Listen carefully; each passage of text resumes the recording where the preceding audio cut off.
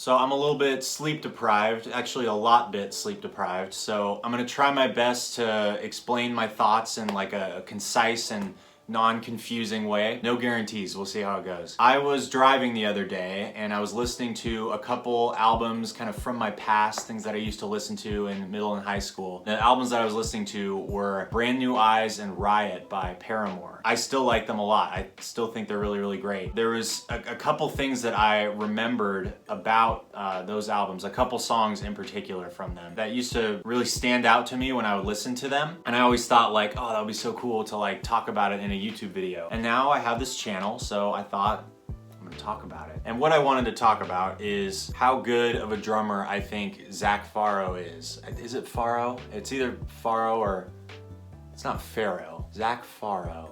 Zac Farro sounds good to me. We're gonna go with Zac Farro. If that's not how you pronounce it, whatever. I think he's like one of the most underrated drummers I've ever heard. I feel like nobody ever really talks about how good he is, but there are certain little things he does. And he does, I mean, it's all over both these records, but these two songs in particular, and really one of them in super particular, he does these little things that really massively impact the song and make it much, much better. The first thing I want to talk about is That's What You Get. This song to me is probably their catchiest hook, but what's interesting about the song is it has two different time signatures. It has like a time signature change, because the chorus is straight 4/4, just boom, ba, boom, ba. And then the verse and like the main riff that kind of leads into the verse has kind of a slow 3/4 thing. I think it's 3/4. I kind of will confuse 3/4 and 6/8. I don't really know how to tell the difference between them, like just with my ears. The rhythm of it is da da da da da da da da da da da da da da da da da da da, right? The 1 2 3 1 2 3. Whereas the chorus, same tempo,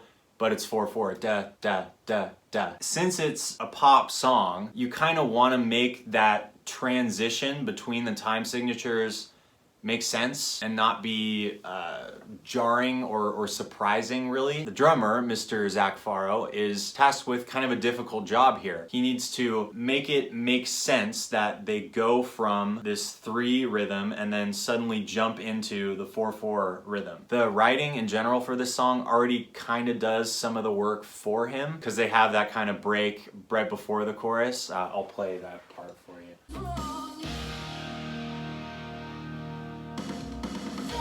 It stops for a bit and then it's like, okay, we're gonna go to something new, and then he does a little fill. That's really more of a songwriting thing than a personal choice of his, although maybe it was his idea to do that, I don't know. But the thing is, just with that, it would still be a little bit jarring to have that time signature change, but something that he does that is just so brilliant to me. He switches to the 4/4 groove in the middle of the verse. During the first part of the verse, he's going boom, boom, boom, ba, boom, boom, boom, ba, boom, boom, boom, ba, which fits with that main riff, right? It's got that kind of rhythm. So it makes sense that he would do that. But instead of sticking with that groove, he goes to that kind of 4 on the floor, boom, ba, in the middle of the verse. So I'll play that part for you. So right here, you'll hear him go, that's not what you're gonna hear. You'll hear him go boom, boom, boom, ba, one last time, and then he jumps into that 4/4 groove. But since it's still the same time signature, it's still the verse, it's very unusual. So this is a very unusual choice,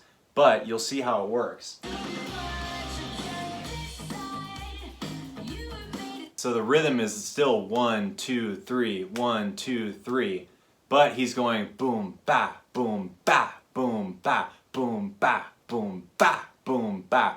So it's weird. He's hitting a snare on a downbeat there, but it's kind of groovy. It kind of works. And what it does is it sets up in our mind that that's the thing that he's playing now. That's where the rhythm of the song is now. So then when he's playing that in the chorus, the time signature changes. It's almost hard to notice because it's as if nothing has changed. Because of course with time signature, the main thing that's gonna display that is the drums, the rhythmic instrument. So it's his job to make this transition work. And by going into that 4/4 groove, while the rhythm is not 4/4, so it ends up being unusual, but kind of working in its own weird way. By doing that, he sets it up in our minds as the listener that he is now just gonna be playing that. That's the rhythm that he's playing now.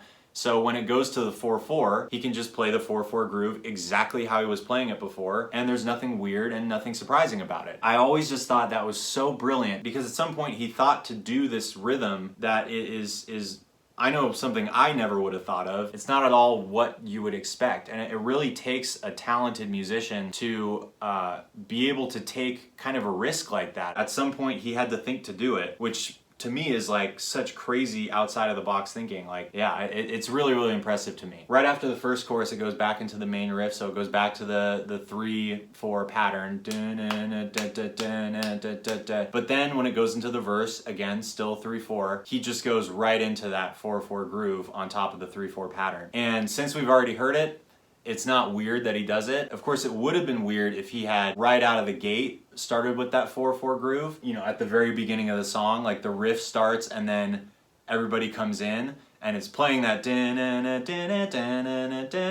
If he had just started with a boom, ba, boom, ba, boom, ba, it would have been like, what the hell are you doing? That doesn't sound right at all. But he picked the right moment to bring it in, and then once he's established it, he can just bring it in whenever he wants. And now it's as if the 3/4 time signature and the 4/4 time signature parts are completely united. So anyway, that's one song I wanted to talk about. The other one is just a really, really simple thing that I wanted to show. It's a song from Brand New Eyes, and it's one that doesn't really get as much recognition, not really a big hit of theirs. It's a song called Turn It Off.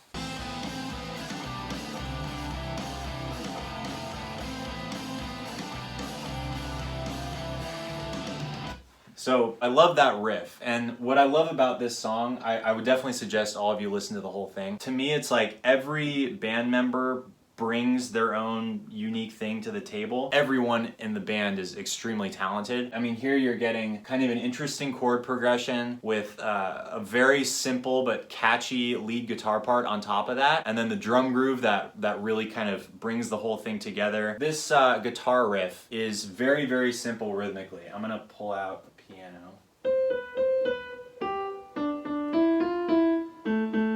Right? All of that is just eighth notes, just da-na, da-na, da, da-na-na-na. Kind of not very groovy. Just having eighth notes, not gonna really bring it in there. That with just a regular straight drum groove without any kind of syncopation wouldn't really be that groovy. But, as you could probably hear, he does a little snare hit in there. It's right before this G, so da-na-na-na-da. So I'll play that. And that is all he needed to do. That's right, I am literally talking about one little snare hit that he does, but I'm serious, it makes a really big difference. And I have decided I'm gonna go into Logic and just make a little mimicky project of this song, just this main riff. And I wanna show the difference that one snare hit makes in how well this riff grooves. All right, so this is about as cheesy and crappy as Logic can get. This is basically like first grader's garage band project. I got the chord progression like sorta close to right, and I put it with a really, really straight groove. So here's how that sounds in my little version.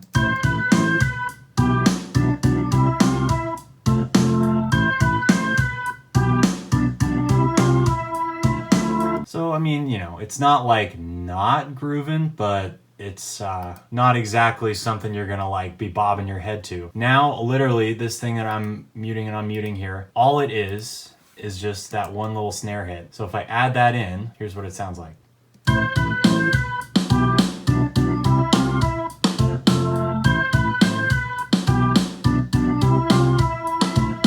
To me, that makes such a big difference, and it's kind of crazy just how big a difference it makes. It kind of blows my mind. So that's pretty much it for now. There's plenty more examples of really brilliant choices that he makes as a drummer. I mean, pretty much all of their first 3 albums, he's doing just nothing but fantastic drumming. I mean, he's a technically impressive drummer, which is one thing, but really being a good musician is about making choices that serve the song. It's really about the little things. I know I'm like, it may seem like I'm overreacting to this like one little thing he does with a little snare hit, but like it really, really makes a big difference. And to me, if he didn't do that, this song wouldn't work. It wouldn't be that good. He could easily do some over the top, you know, full of ghost notes, groovy type thing, and it wouldn't have worked as well, because you want to emphasize what the guitars are doing. As a drummer, you want to emphasize what the riff is. You don't want to just go off and do your own thing and try to steal the show. But it's important to recognize, like, oh, here's an opportunity where I can really bring this song to the next level with just a really simple thing. I think really any musician can benefit from thinking that way, whether you're a drummer or a guitar player or a bass player or a trumpet player or whatever. And I mean, you know, here I go talking as if I'm some like music expert. I'm just some guy. This is just a drummer that I really like, and I really wanted to talk about why I like him so much. Yeah, I mean, obviously what I say is not the gospel. I try not to like get into that mode where I'm like trying to like preach what true music is or some crap like that. To me, what makes a good musician is not somebody who's just trying to show off their technical abilities. It's more about somebody who knows how to contribute positively to a song. That's all I have to say about Paramore, about Zac Farro, at least for now. I mean, who knows, maybe I make another video about this in the future. Thank you for watching. Subscribe if you want to do that, like this video if you want to do that, and have a good day.